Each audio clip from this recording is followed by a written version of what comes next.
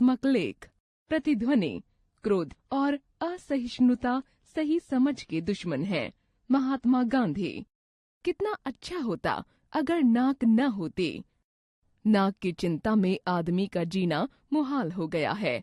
नाक रखने की खातिर लोग मुकदमेबाजी में बर्बाद हो जाते हैं। कर्ज लेकर भी ब्याह शादी, भात छोछक आदि में अंधाधुंध खर्च करते हैं। जन्म पर ही नहीं, मृत्यु पर भी दावत खिलाते हैं। पड़ोसी के बच्चों को कॉन्वेंट स्कूल में जाते देख अपने बच्चों को भी मजबूर होकर उसी में दाखिला दिलाते हैं। खरीदने की औकात न होने पर भी महंगी किस्त देकर टीवी, फ्रिज या कूलर आदि ले जाते हैं, क्योंकि नाक नीची होने से डरते हैं। लोग अपनी धाक जमाने के लिए नाक ऊंची रखते हैं। नाक कटने से बचने के लिए लोग नाक के ऊपर एक और नाक लगाने की कोशिश करते हैं, ताकि अगर एक कट भी जाए तो दूसरी सलामत रहे। नाक वास्तव में इज्जत बचाने और इज्जत उतारने में बहुत सहायक होती है। नाक बची रहे इसलिए आदमी खाकी वर्दीधारियों, आयकर अधिकारियों या उनके दलालों की पत्रम पुष्पम से पूजा करता है, वरना पकड़ा जाएगा और फिर किसी के सामने कैसे नाक लगाएगा। नाक के कारण आदमी को नाखून चने चबाने पड़ते हैं। नाक बड़ी जल्दी कटती है और प्रायः बिना किसी हथियार के ही कट जाती है। आदमी की अपनी नाक के साथ खानदान की नाक भी जुड़ी रहती है। कभी कोई ऐसी वैसी बात हो जाए, लड़का घर से रूठ कर भाग जाए, लड़की लव मैरिज कर ले या कोई झूठा मूठा इल्जाम जान को लग जाए, तो अपनी ही नहीं पूरे खानदान की नाक कट जाती है। यह भी एक मनोवैज्ञानिक सत्य है कि जिनकी नाक कट जाती है, यानी जो खुद नकटे होते हैं, वे दूसरों को भी नकटा देखना चाहते हैं। मान न मान मैं तेरा मेहमान की तरह जुकाम आकर पसर जाता है और नाक में दम कर देता है।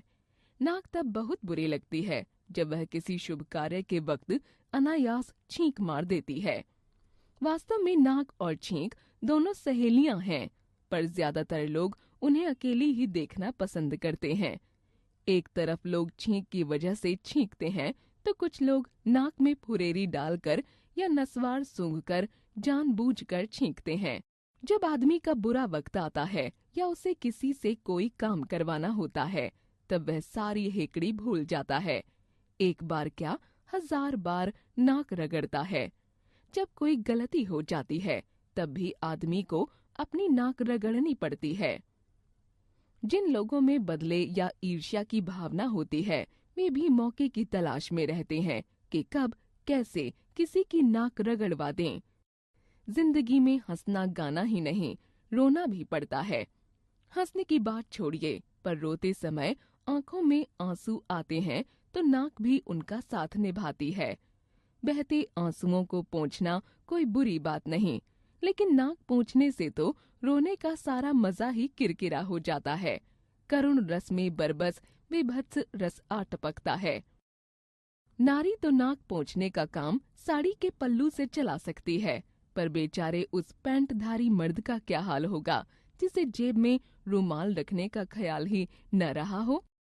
गुस्सा भी बहुत से लोगों की नाक पर रखा रहता है। उनसे जरा कुछ कहा नहीं कि बिना बात नाक फुला लेते हैं। नाक में जितनी कमियां या बुराइयां हैं, उससे ज्यादा अच्छाइयां हैं। इसलिए जिनकी नाक नहीं होती, वे भी नाक लगाते हैं। भले ही इस बात पर कोई दूसरा नाक भौं सिकोड़े तो सिकोड़ता रहे। नाक रहना बहुत जरूरी है, वैसे भी और चेहरे पर भी। नाक चाहे सारस जैसी लंबी हो या चिलगोजे जैसी छोटी, चोथ जैसी चपटी हो अथवा पकौड़े जैसी मोटी, लेकिन होनी जरूर चाहिए। जिसकी नाक न हो, उसकी कोई सूरत देखना भी पसंद न करेगा, बल्कि देखकर डरेगा।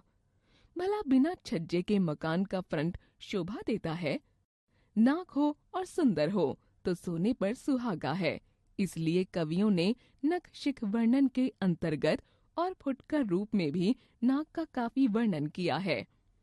उसे सोने की हीरे मोती जड़ी नथ, नथुनी, लौंग, बुलाक आदि से सजाया है। मध्यकालीन काव्य में नायिकाओं की नाक के लिए बहुत सी उपमाएं दी गई हैं।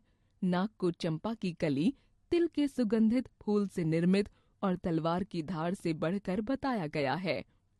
यहाँ तक तो ठीक है, पर एक बात समझ में नहीं आती कि अधिकांश कवियों ने नाक की उपमा तोते की चोंच से क्यों की है।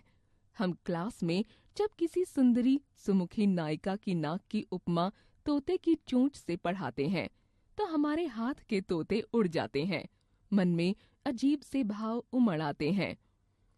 सोचने की बात है कि ऐसी नाक किसी के चेहरे पर चार चांद लगाएगी या दीवार में ठुके हुए उल्टे हुक सी नजर आएगी। उपन्यास कहानियों में सुंदर नाक को सुतमा नाक कहा जाता है। ऊंची और दीर्घ नाक की तुलना कुल्हाड़ी से की जाती है। छोटी और सुकोमल नासिका को भेड़ की सी नाक की संज्ञा दी जाती है। पाठ 20। अगर नाक न होती। व्यंग्यात्मक लेख। प्रतिध्वनि। क्रोध और असहिष्णुता सही समझ के दुश्मन हैं। महात्मा गांधी। कितना अच्छा होता अगर नाक न होती। नाक की चिंता में आदमी का जीना मुहाल हो गया है। नाक रखने की खातिर लोग मुकदमेबाजी में बर्बाद हो जाते हैं। कर्ज लेकर भी ब्याह शादी भात छोछक आदि में अंधाधुंध खर्च करते हैं। जन्म पर ही नहीं, मृत्यु पर भी दावत खिलाते हैं। पड़ोसी के बच्चों को कॉन्वेंट स्कूल में जाते देख अपने बच्चों को भी मजबूर होकर उसी में दाखिला दिलाते हैं। खरीदने की औकात न होने पर भी महंगी किस्त देकर टीवी, फ्रिज या कूलर आदि ले जाते हैं, क्योंकि नाक नीची होने से डरते हैं। लोग अपनी धाक जमाने के लिए नाक ऊंची रखते हैं। नाक कटने से बचने के लिए लोग नाक के ऊपर एक और नाक लगाने की कोशिश करते हैं, ताकि अगर एक कट भी जाए तो दूसरी सलामत रहे।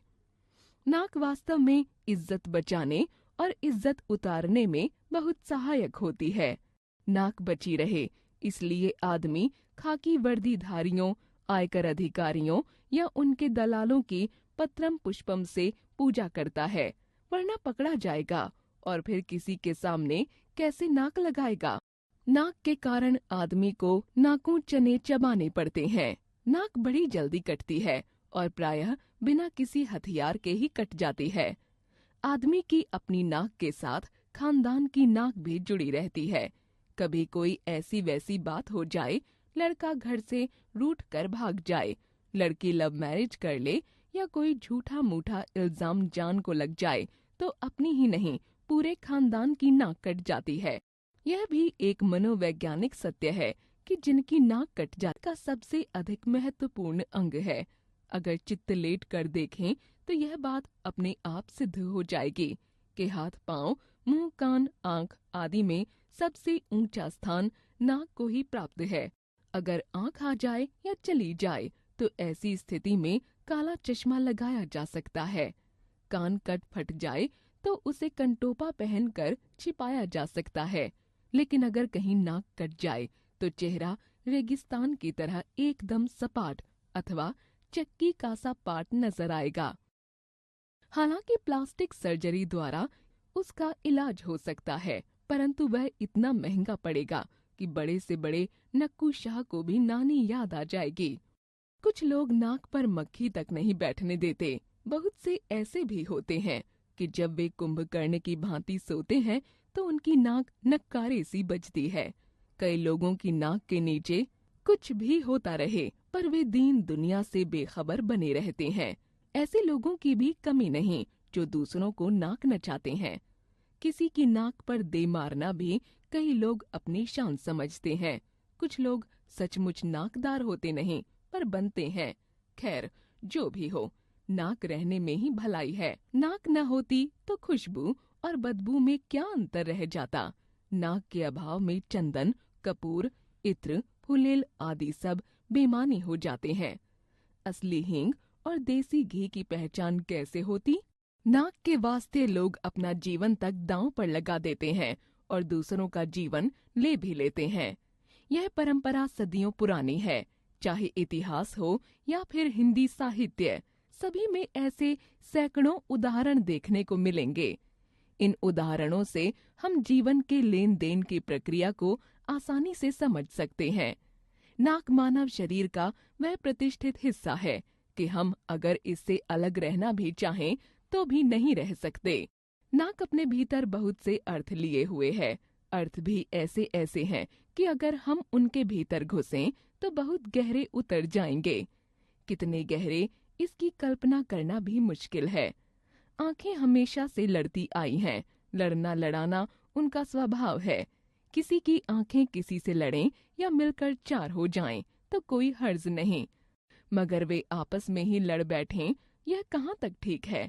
नाक ही तो है जो बीच में पड़कर उन्हें लड़ने से रोकती है। अन्यथा आदमी उनके परस्पर लड़ने से आंखों से ही हाथ धो बैठता है। वैसे भी अब लोगों की नजरों में फर्क आता जा रहा है। कहीं नजर उठ रही है, कहीं गिर रही है, और इसी के साथ चश्मों की जरूरत भी बढ़ रही है। चश्मा चाहे नजर बढ़ाने का हो या नजरें चुराने का, चाहे धूप से बचाने का हो, चाहे किसी रूप को छिपकर निहारने का। अगर नाक न होती तो बताइए यह चश्मा कहाँ ठहरता। नाक ही तो चश्मे का अच्छा खासा स्टैंड है। नाक के कारण ही सीता का हरण और रावण का मरण हुआ। अगर शूर्पणखा की नाक न कटती तो रामायण की रचना कैसे होती। महाभारत का आधार भी द्रौपदी की नाक ही थी, जो अत्यंत खतरनाक सिद्ध हुई। द्रौपदी की नाक बचाते बचाते कौरव वंश ही नष्ट भ्रष्ट हो गया। कौरवों को कहाँ पता था कि एक स्त्री की नाक काटने के लिए उन्हें अपने भाइयों का ही सामना करना पड़ेगा। सिर और मुंह के बीच नाक कटलेट की भांति रहती है, पर हकीकत यह है कि इसे खाने की नौबत नहीं आती।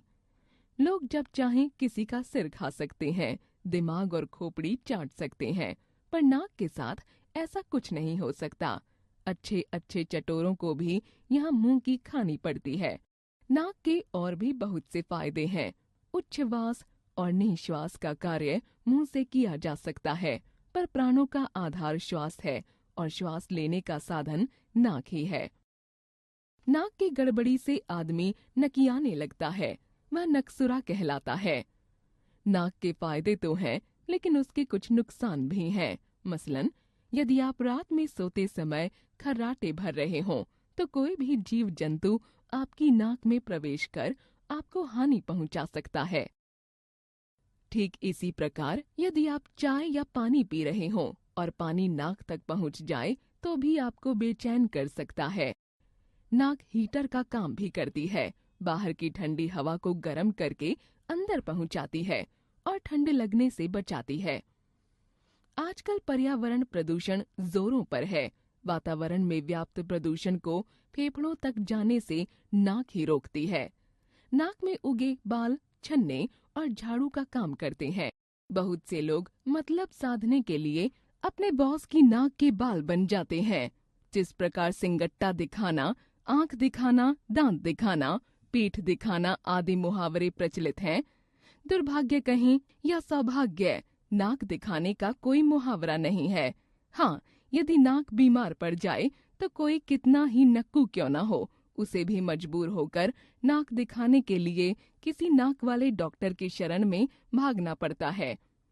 तो इस तरह नाक की जितनी भी महिमा गाएं कम है। नाक तो आखिर नाक ही है, जब चाहे काटी जाए और जब चाहे कटवाई जाए। गोपाल बाबू शर्मा। जीवन मूल्य। नाक आत्मसम्मान को इंगित करती है, अतः हमें कभी भी किसी के आत्मसम्मान को ठेस नहीं पहुंचानी चाहिए।